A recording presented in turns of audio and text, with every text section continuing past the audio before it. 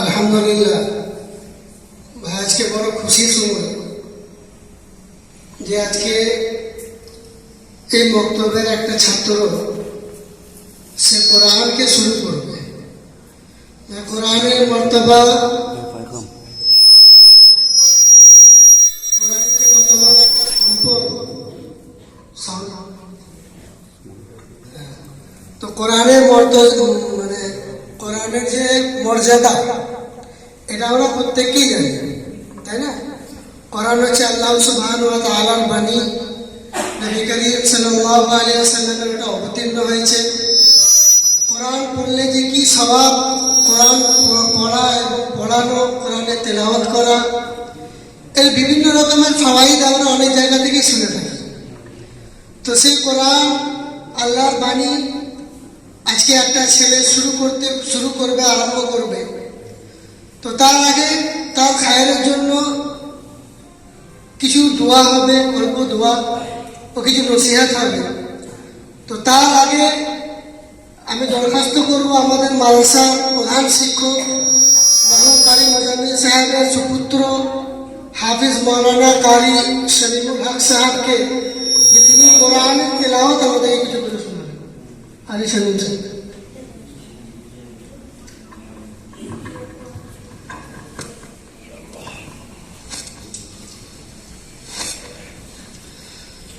أعوذ بالله من الشيطان الرجيم.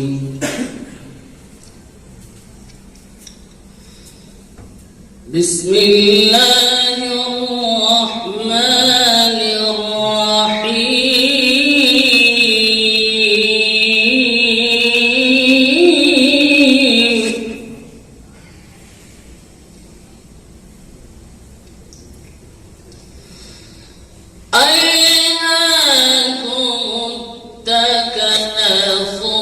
حتى زرتم المقابر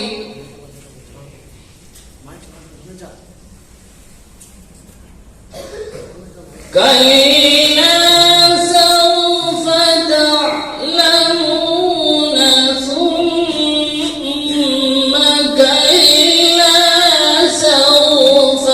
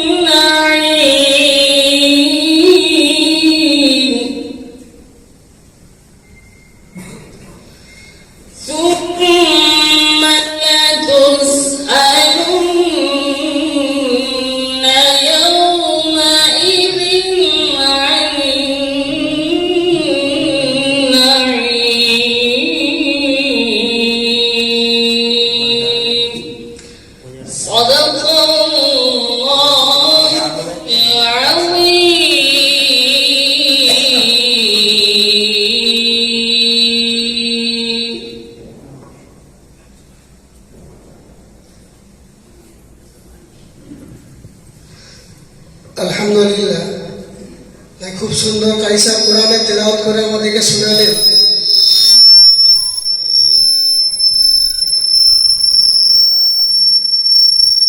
কোরআন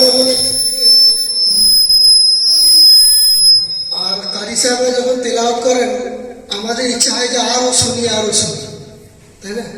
কোরআন এমন একটা মধুর জিনিস, শুনতে এত সুন্দর লাগে। আমাদের বড় সৌভাগ্য যে এরকম কারি সাহেব আমাদেরকে পড়াচ্ছেন, তাই না? তো সেজন্য আমার শখের সঙ্গে পড়তে আসবো, পড়বো। এরপরে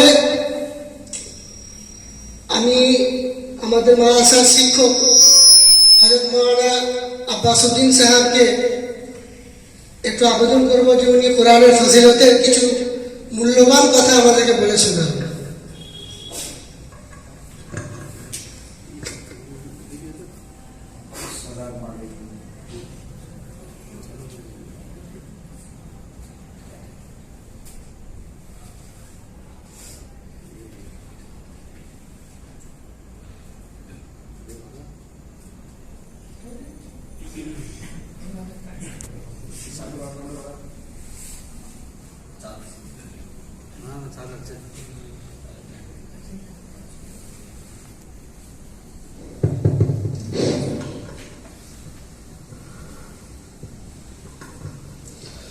السلام عليكم ورحمة الله وبركاته.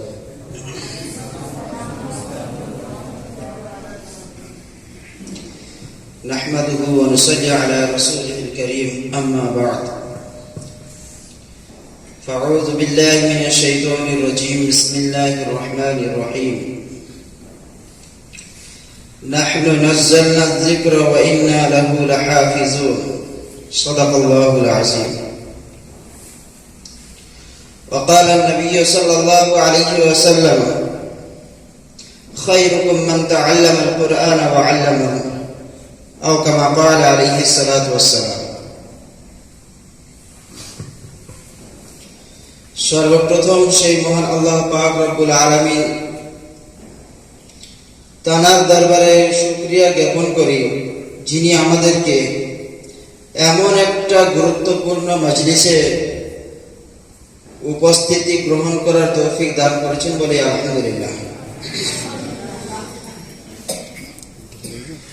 এবং সেই সঙ্গে কিছু দিনের কথা এবং কোরআনের মর্যাদা সম্পর্কে কিছু শোনার এবং বলার তৌফিক দান করেছেন। আমরা যে উদ্দেশ্য নিয়ে এখানে বসেছি, একটি মহান কিতাবকে উপলক্ষ করে। কোরআনে মাজিদ এমন একটি কিতাব, মহান আল্লাহ পাক রব্বুল আলামিনের কিতাব বা কালাম, যে কোরআন বা যে কিতাব দুনিয়ার মধ্যে সবথেকে বড় কিতাব বলেছিল। এর থেকে বড় কিতাব আর কিছু নেই, সব থেকে বড় কিতাব। আল্লাহ পাক রব্বুল আলামিন এই কিতাবকে যেখানে নাযিল করতে চেয়েছিলেন সেই সমস্ত জায়গাগুলি সবাই অস্বীকার করেছিল, এবং সবাই এই কথাই বলেছে যে আমরা এর দায়িত্ব গ্রহণ করতে পারবো না, কিংবা এর ভার সহ্য করতে পারবো না। শেষ হযরত নবী করিম সাল্লাল্লাহু আলাইহি সাল্লামের উপরে এই পবিত্র কোরআনে কারীমকে নাযিল করেছেন। কিছু কিছু আমরা সবাই জানি যে গারে হিরা, সেখানেই পবিত্র কোরআন অবতীর্ণ হওয়া শুরু হয়েছে। আল্লাহ পাক রব্বুল আলামিন এই পবিত্র কালাম পাককে নাযিল করেছেন, এবং সেই সঙ্গে তিনি বলেও দিয়েছেন যে নাহনু নাযালনা যিকরা ওয়া ইন্না লাহু লাহাফিজুন, যে আমি এই পবিত্র কালাম পাককে দুনিয়াতে অবতীর্ণ করেছি, নিশ্চয়ই এর হাফেজ অর্থাৎ হেফাজতকারী, রক্ষককারী আমি, অর্থাৎ আল্লাহ তাআলা তিনি নিজেই এই কোরআনকে রক্ষণ করবেন। নবী করিম সাল্লাল্লাহু আলাইহি সাল্লাম তার পবিত্র জবানে মুবারকা হাদিস পাকের মধ্যে তিনি বলেছেন যে খায়রুকুম মান তাআল্লামাল কুরআন ওয়া আল্লামাহু, তোমাদের মধ্যে সবথেকে উত্তম ওই ব্যক্তি যে কোরআন শেখে অথবা শেখায়। আর আজকের আমরা চিন্তা করলে বুঝতে পারবো, আলহামদুলিল্লাহ, যে সমস্ত বাচ্চারা এই কোরআন শিখছে আর যে সমস্ত আসাতিজায়ে কিরামগণ এই কোরআন শিক্ষা দিচ্ছেন, তো আল্লাহ রাসূল সাল্লাল্লাহু আলাইহি সাল্লামের সেই পবিত্র বাণীর দিকে লক্ষ্য করলে আমরা তারই মধ্যে অন্তর্ভুক্ত। কেন? এখানে শেখা এবং শেখানো, নিজে শিখেছেন, অন্যদেরকে শেখাচ্ছেন, দুটোই এর মধ্যে পাওয়া যায়।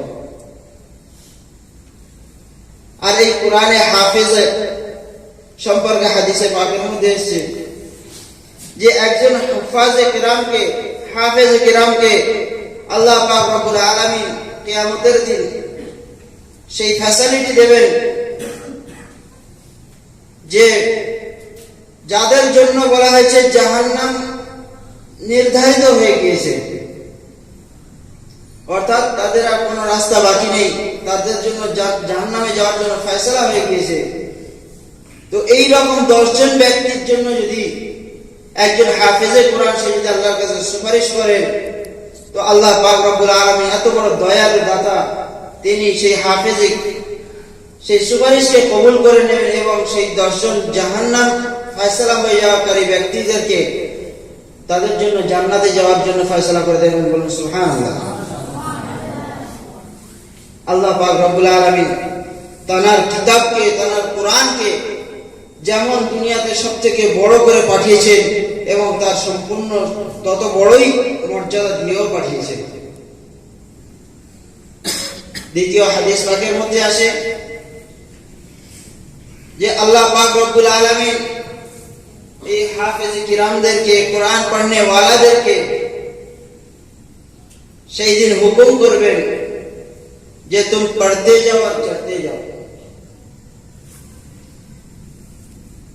যে একজন হাফেজি কিরাম সে দুনিয়ার বুকে যেমন সুন্দর করে মধুর সুরে যেমন তিলাওয়াত করে সে দুনিয়ার বুকে তেলাওয়াত করত, সেই রকম আল্লাহ পাক রব্বুল আলামিন বলবেন সেই রকম তিলাওয়াত করতে থাকো আর জান্নাতের একটা থেকে একটা উঁচু মাকামে তুমি চড়তে থাকো।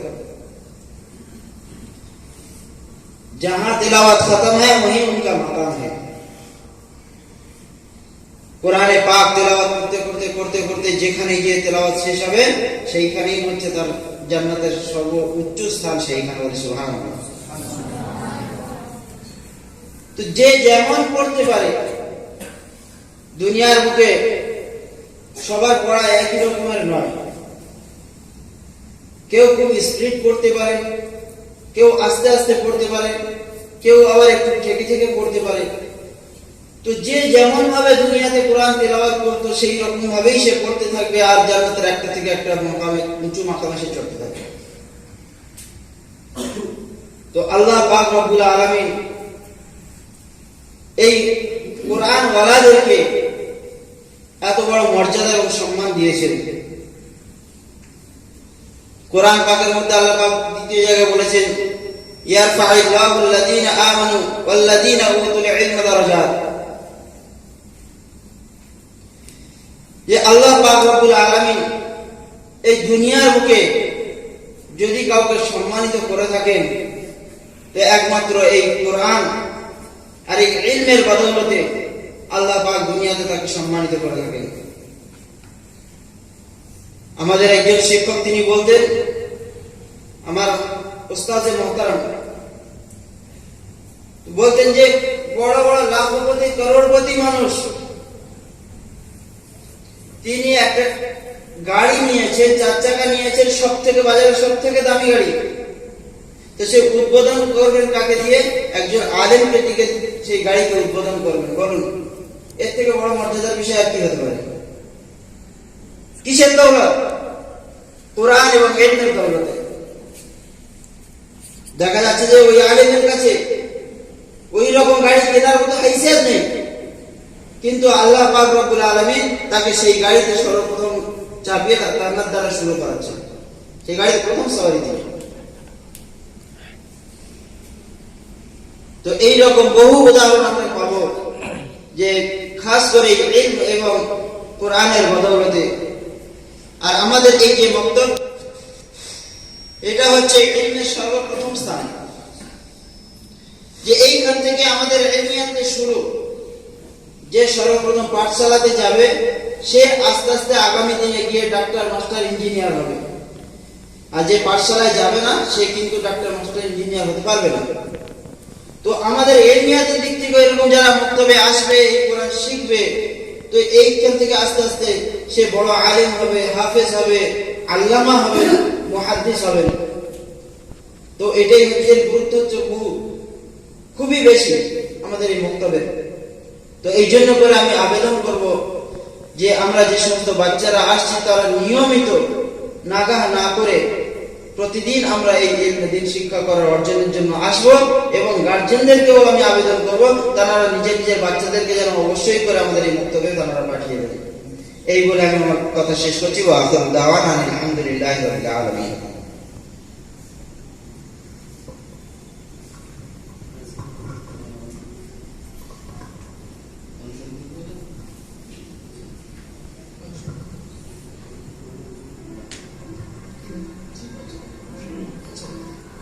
যে বাচ্চাটা কোরআন শরীফ শুরু করবে আজকে, সে সামনে এসে তোমার কোরআন নিয়ে এসে।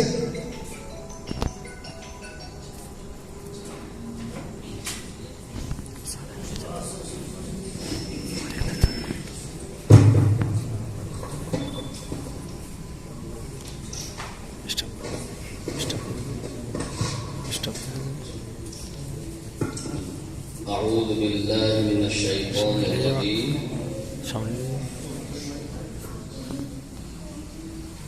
بسم الله الرحمن الرحيم بسم الله الرحمن الرحيم رب اشرح لي صدري ويسر لي أمري واحلل عقدة من لساني يفقه قولي ربي زدني علما ربي زدني علما ربي زدني علما ربي يسر ولا تعسر وتمم بالخير وبك نستعين يا فتاح بسم الله الرحمن الرحيم الحمد لله رب العالمين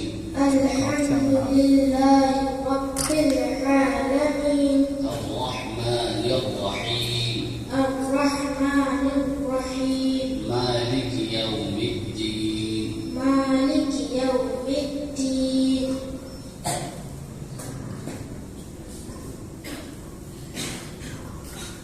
إياك نعبد وإياك نستعين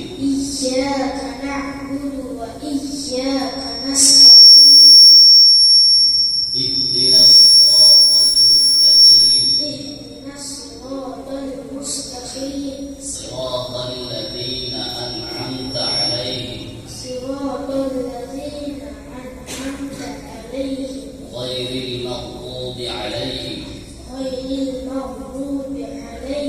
ولا الضالين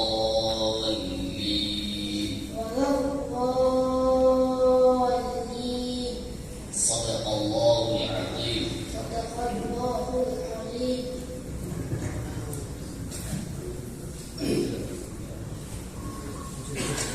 আলহামদুলিল্লাহ, ছোট্ট একটা বাচ্চা ছেলে কোরআন শরীফ শুরু করলো।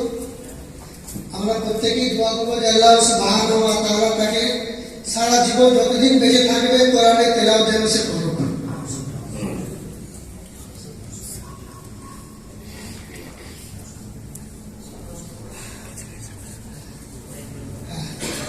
ভাই, আমরা প্রত্যেকেই দোয়া করবো যে সেই ছেলেটা যেন মরণকাল পর্যন্ত যতদিন আল্লাহ সুবহানাহু ওয়া তাআলা তার হায়াত রেখেছে সে যেন কোরআনের তেলাওয়াত করুক ও আল্লাহ সুবহানাহু ওয়া তাআলা তার মাতা পিতাদেরকে জান্নাতে আলা থেকে আলা মাতা মাতা ভাই দোয়া হবে তার আগে একটা ছোট্ট একটা এলান, যেটা আমাকে হাফেজ শরীফুল সাহেব বললেন যে এই ছেলেটা যে কোরআন শুরু করেছে, তো ওনার আব্বা খুশি করে শিক্ষকের জন্য হাদিয়া নিয়ে এসছেন। তো এই মহল্লার প্রত্যেকটা লোকই জানেন যে এই বক্তব্য গত বছর প্রথম লকডাউন থেকেই শুরু হয়েছে। তো সেই খেয়াল করে উনি জানেন যে তিন ভাই হাফেজ শফিক সাহেব, হাফেজ শরীফুল সাহেব ও কারি শরীফ সাহেব এখানে বক্তব্য চালু করেছে, বক্তব্য করাচ্ছে। তো তিনি সেই হিসাবে তিনজনের জন্যই হাদিয়া নিয়ে এসছেন। এটা বড় খুশির খবর আলহামদুলিল্লাহ, যে তিনি শিক্ষকদেরকে ভালোবেসেছেন। তিনি মনে করেছেন, খুশি হয়েছে ওনার দিলে যে আমার ছেলেকে যারা কোরআন ধরিয়ে দিল, যারা কোরআন পড়া শিখালো, তাদেরকে আমি হাদিয়া স্বরূপ কিছু একটা ইনাম দিই। তো এটা বড় ভালো জিনিস, খুশির বিষয়। তো হাফেজ শরীফুল সাহেব যেটা বললেন যে আগামীতে আর যে ছেলেরা কোরআন ধরবে, যদি তিনাদের মাতা পিতাদের ইচ্ছা হয় যে আমি হাদিয়া দেবো, এটা ভালো জিনিস আলহামদুলিল্লাহ, খুবই ভালো জিনিস। তো দিতে পারেন ভালো জিনিস, না দিলেও কোনো রকমের মনে শঙ্কিত হবে না, বা কোনো রকমের আমাদের অসুবিধাও নেই। আমরা একটা লিল্লাহি আল্লাহর জন্য পড়াচ্ছি ভাই। তো এলান হচ্ছে এটা, যদি আগামীতে কোনো ছেলে যদি কোরআন ধরে তার মা বাপ যদি হাদিয়া করে, তো যদি ক্ষমতা হয় আল্লাহ যদি দিয়ে থাকে, সমস্ত ওস্তাদকেও দিতে পারেন। আর যদি তিনি মনে করেন যে না, তিনজনাকে দেবো না, যে ছেলেটা মাখসুস আমার ছেলেটা যার কাছে পড়ে তাকে দেবো, অত আলহামদুলিল্লাহ আমরা রাজি। না দিলে আরো ভালো কিছু, কোনো অসুবিধা নেই। তো এটা একটা ছোট্ট পাড়া এলান ছিল, ব্যাস। এরপরে আর বক্তব্যে বাচ্চা ছেলেরা আমাদের পড়ছে, বয়স্ক মানুষ মানে জোয়ান ছেলেরা, ইয়ং ছেলেরা গ্রামের পড়ছে। আমার একটা ছোট্ট একটা দরখাস্ত, যে আমাদের বয়স্ক মুসল্লি যিনারা আছেন, জি বয়স্ক মুসল্লি যিনারা আছেন, ওনারা আমাদেরকে কোরআন শুদ্ধ করে নিতে হবে। যদি আমরা লজ্জা করি যে না এখন আমরা বয়স্ক হয়েছি, ছোট ছেলেদের মাঝে বসবো কি করে, আপনারা কোনো অসুবিধা নেই, কোনো চিন্তার কারণ। কারি সাহেব আছেন, কারি সাহেব আপনাকে পার্সোনাল আলাদা জায়গা নিয়ে কোরআন মাস্টার করে দেবেন, কোরআন শিখিয়ে দেবেন। সেই জন্য আমরা বয়স্ক মুসল্লিরা, হায়াত আমাদের কদিন আছে আমরা জানি না, কোরআন আমাকে শুদ্ধভাবে কোরআন তেলাওয়াত করে দুনিয়া থেকে যেতে হবে। তো আমরা লজ্জাকে বাদ দিয়ে কোরআন শিখতে গেলে আমাদেরকে একটু মেহনত করতে হবে। অল্প 10 থেকে 15 মিনিট সময় যদি আমরা প্রত্যেক দিন বার করে রাখি, কারি সাহেব আছেন, আমাদের আরো অন্য ওস্তাদরা আছেন, আপনাদেরকে খাস করে মুসলিমদেরকে আমি বলতে চাইছি, বয়স্ক যারা আছেন ওনারাও কোরআন শিখুন, কোরআনকে শুদ্ধ করুন। জি মুফতি সাহেব কোরআনে ফাজাইল বলছিলেন যে কোরআনে কি মর্তবা, কোরআন যারা হাফেজ, যারা কোরআন পড়ে, আল্লাহ সুবহানাহু ওয়া তাআলা তাদের কত মর্যাদা দিয়েছেন, তাদেরকে ফ্যাসিলিটি আলাদা দিয়েছে। জি যারা হাফেজ নয়, যারা এমনিও কোরআন পড়বে, দেখে দেখে কোরআন পড়বে, তাদের জন্য আল্লাহ সুবহানাহু ওয়া তাআলা ইনাম রেখেছে। জি কোরআনের এক একটা হরফে আল্লাহ সুবহানাহু ওয়া তাআলা 10টা করে নেকি রেখেছে। একটা হরফ যদি তেলাওয়াত করা হয় তার মধ্যে 10টা নেকি। আলিফ লাম মিম এটা 3টে হরফ, এর মধ্যে 30টা নেকি পাওয়া যাবে। তো শুধু পড়নে ভালো নয়, শুননে ভালোও কিন্তু সমান নেকি পাবে। তো সেই জন্য কোরআন বড় একটা মূল্যবান জিনিস। কোরআন আমাদেরকে প্রত্যেকেই তেলাওয়াত করতে হবে ও শুদ্ধভাবে তেলাওয়াত করতে হবে। এটা বড় সৌভাগ্য যে আপনাদের মাদ্রাসার মক্তব এমন একটা মক্তব চালু হয়েছে যেখানে আমরা প্রত্যেকেই দল বেঁধে কোরআন শিখতে পারি। তো সেই জন্যই আমরা প্রত্যেকে শেখার চেষ্টা করবো ইনশাআল্লাহ। আল্লাহ সুবহানাহু ওয়া তাআলা আমাদেরকে শিক্ষা নেওয়ার জন্য আসান করে দেন। এরপরে দোয়া।